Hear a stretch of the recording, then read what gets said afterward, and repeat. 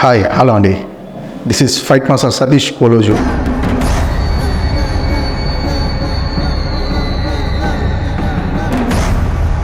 Nayan sir ఏదన్నా అనుకున్నాను అనుకో షార్ట్ గురించి, ఆ షార్ట్ క్లారిటీగా వచ్చే వరకు మేము నైట్ షూటింగ్ స్టార్ట్ చేసినా కూడా మార్నింగ్ అయినా కూడా డే అది కంప్లీట్ అయ్యే వరకు ఆ ఫ్లో వెళ్ళకుండా ఉండి ఆ ఫ్లో తీసేంత వరకు డే నైట్ అలాగే చేసేవాళ్ళమండి.